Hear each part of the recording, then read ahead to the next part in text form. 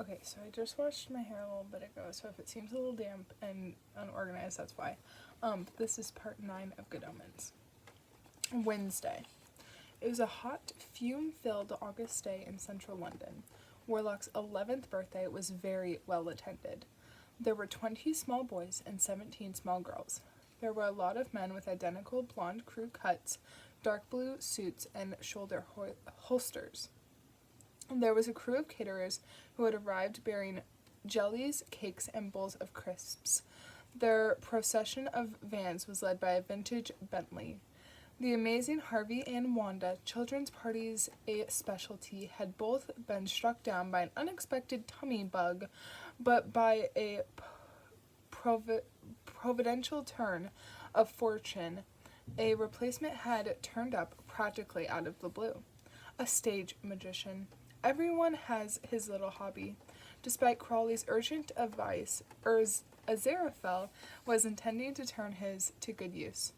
Aziraphale was particularly proud of his magical skills.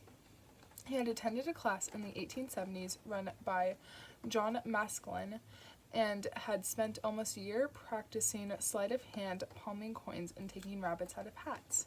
He felt good at the time, quite good at it.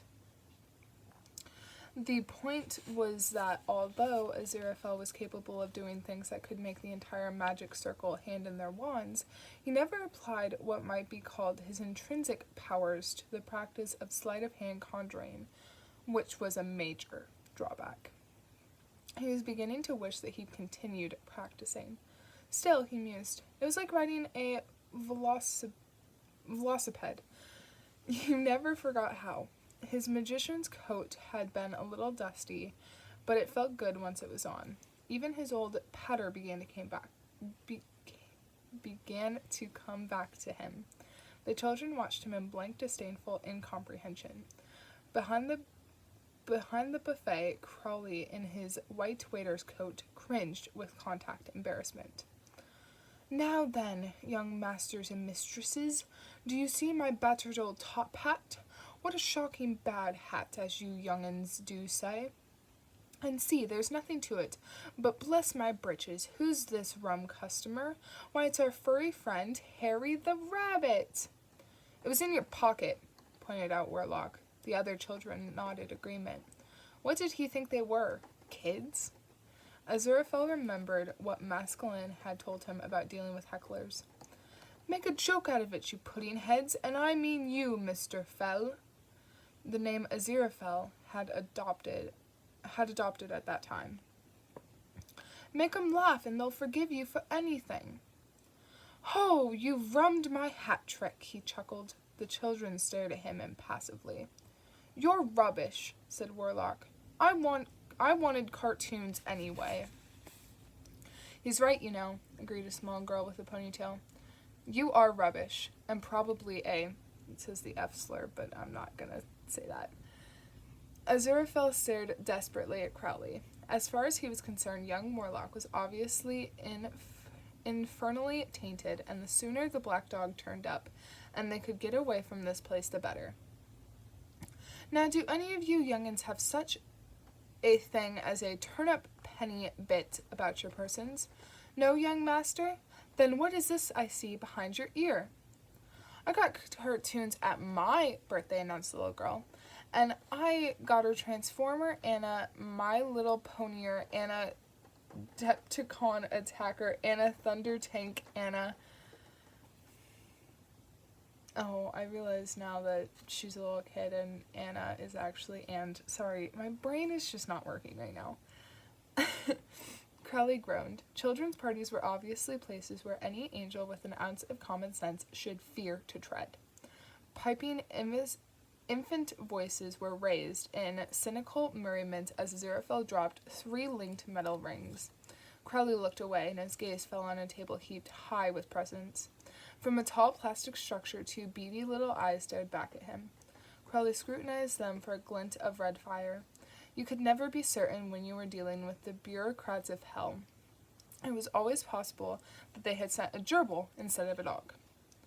No, it was a perfectly normal gerbil.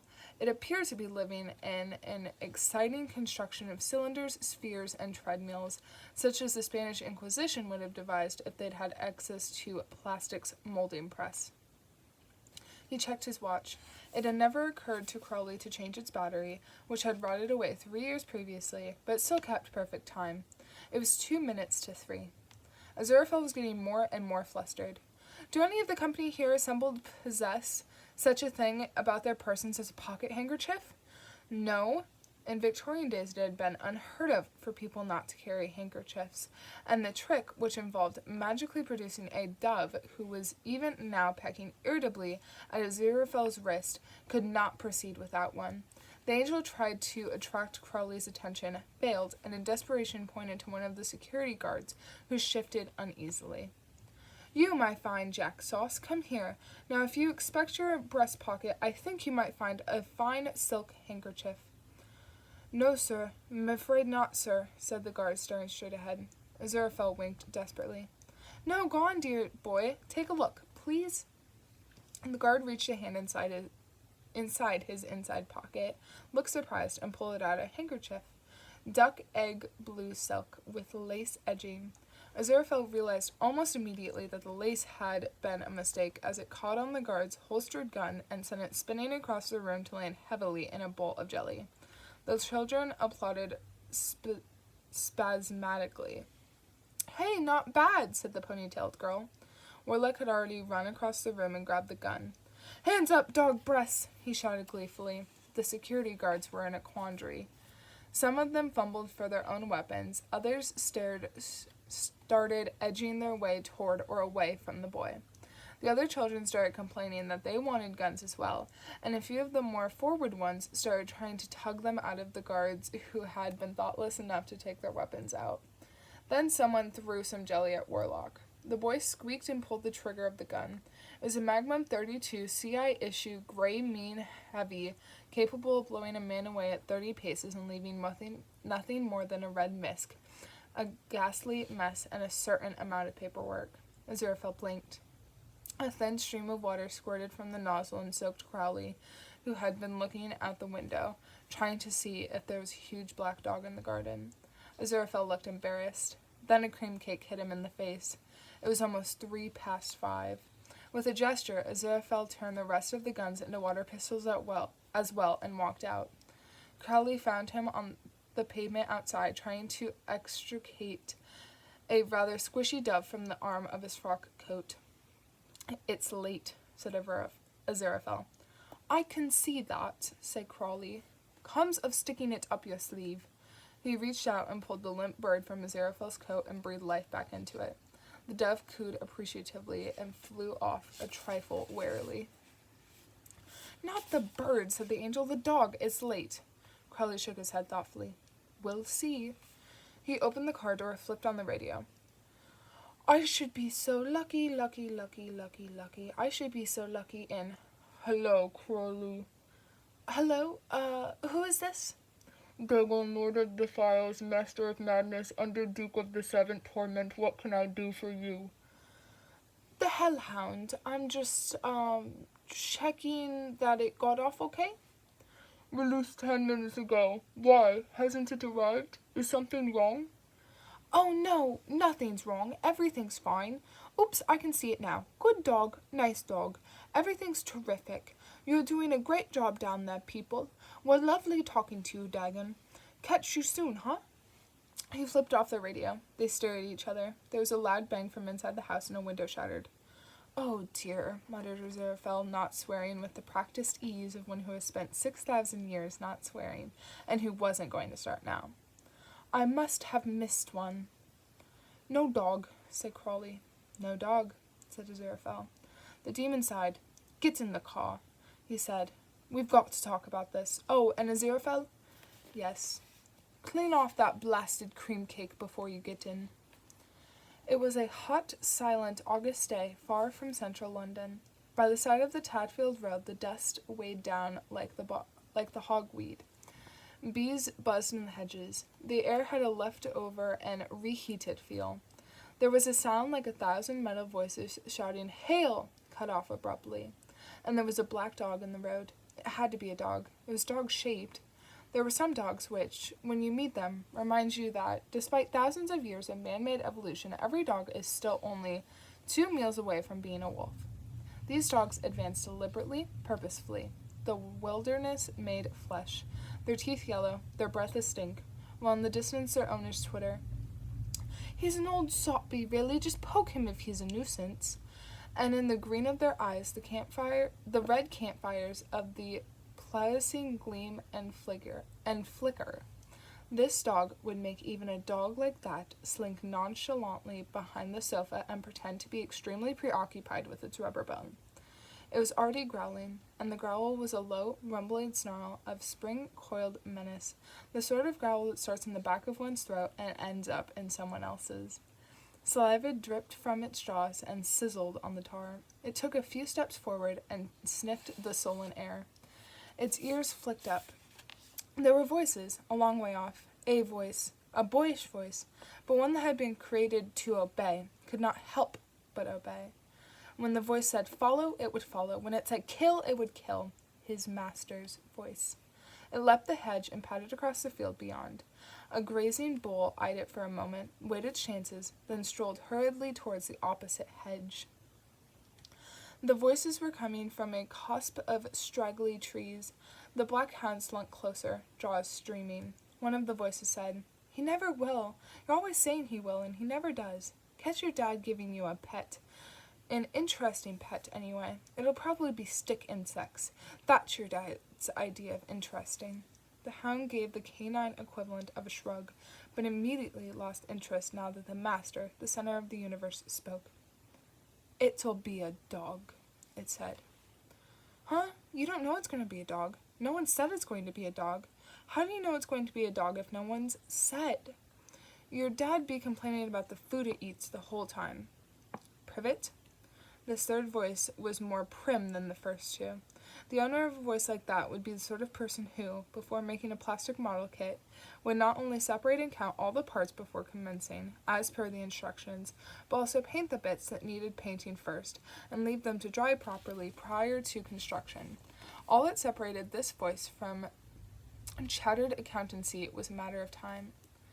"They don't eat privet, Winsley. You never saw a dog eating privet. Stick insects do, I mean. They're jolly interesting, actually. They eat each other when they're mating." There was a thoughtful pause. The hound slunk closer and realized that the voices were coming from a hole in the ground. The trees, in fact, concealed an ancient chalk quarry now half overgrown with thorn trees and vines. Ancient, but clearly not disused. Tracks crisscrossed it. Smooth areas of slope indicated regular use by skateboards and wall of death, or at least a wall of seriously grazed knee, cyclists. Old bits of dangerously frayed rope hung from some of the more accessible greenery. Here and there, sheets of corrugated iron and old wooden boards were wedged in branches.